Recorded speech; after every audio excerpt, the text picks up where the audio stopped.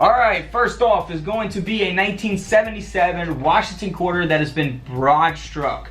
So we can see that they're all around the rim of the coin. And this quarter sold for around $65.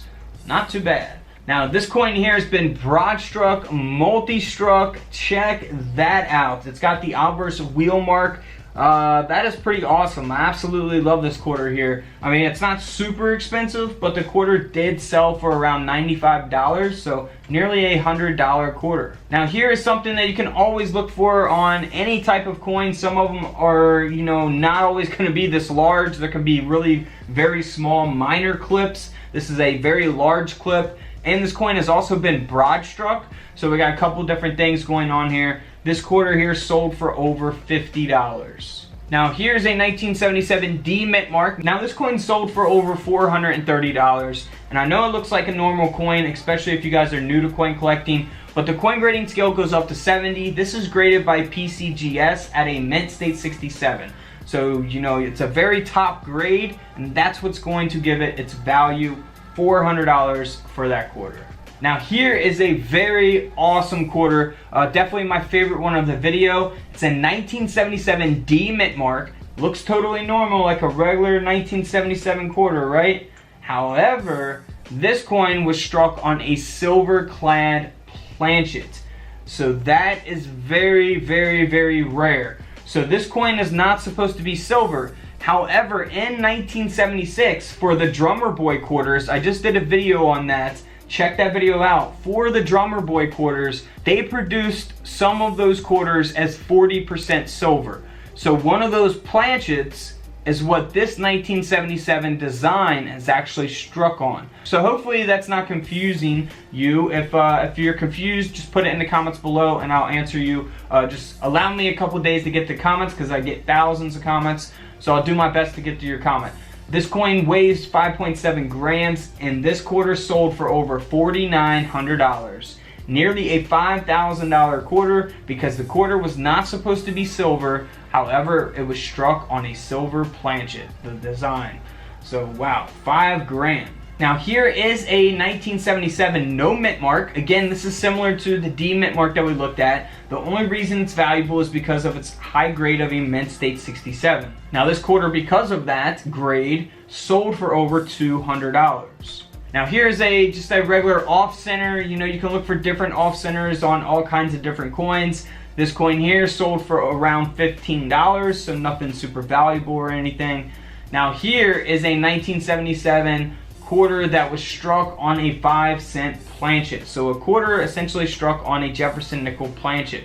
You can see how Liberty is being all cut off there, and then here on the reverse quarter dollar at the bottom, and it's not all the way oval like it's supposed to be because of the mint error. Now this coin here sold for around $55. Now same thing for this. However, this 1977 quarter design was not struck on a nickel. It was actually struck on a 1-cent planchet, so a penny planchet. That's why it's got that copper color look to it. And this coin sold for over $1,100. So $1,000 coin there. Now in 1977, we also have the S mint mark, which is going to be this proof quarter here. It has a perfect grade of a proof 70. Coin grading scale only goes up to 70. Can't get any better than that with the Ultra Cameo. And this quarter sold for over $340. Now let's check out some other quarters that are worth money. Now this is a 1972 S proof Washington quarter. Now it doesn't look like much from a distance, but if we see this close-up image here, you can see that the coin has been double struck. So we can see that there, most noticeably on the word Liberty there at the top of the coin. You can really see it there on the B, E, and R. Really the whole lettering of the coin there. And then also down here on the phrase "In God We Trust," you can see above that where that has been double struck. And then even the date 1972 itself, you can really see it. It's really noticeable there, the double strike taking place on this Washington quarter. So that is a super easy error to look for on your proof quarters. This coin here sold for over $1,300. Now, if we look at different types of Washington Quarter reverses, here on this type, there are arrowheads being nearly embedded within the leaf, while the leaf extends above the arrows. So you see that leaf right there above the arrows? And then here, if we go to this other image, you can see that the leaf is below the arrows. So above the arrows, below the arrows. So there's two different types there to look for. Now let's move on to the 1972D Washington Quarter. Now this quarter is solely valuable because it is graded at a mint state 68. So it's got a very, very high grade. So the higher the grade, typically the more the coin is going to sell for. Now this Washington Quarter here sold for over $3,000. $3,000. Now, just to get the 1972 no mint mark high grade out of the way, it's got some really nice toning to it as well. This coin here sold for over $1,300, so a $1,300 quarter, just because of that high grade. Now this next quarter is really, really interesting as well. This coin is the 1972 S Washington Quarter, S mint mark, San Francisco minted, and it's graded at a proof 63. So this is the proof quarter, just so you guys know it is not the business strike Washington Quarter. And it was struck on a foreign planchet, so a 1953 coin from Italy, alright? So if we zoom in here, you can actually see the design of the Italy coin going through Washington's head there on the right, and then we can see that there as well above the phrase "In God We Trust." You see that little R? That is from the design of the Italy coin. Now we can also see that taking place there on the reverse as well. You see that whole design going through there. You can see around the eagle's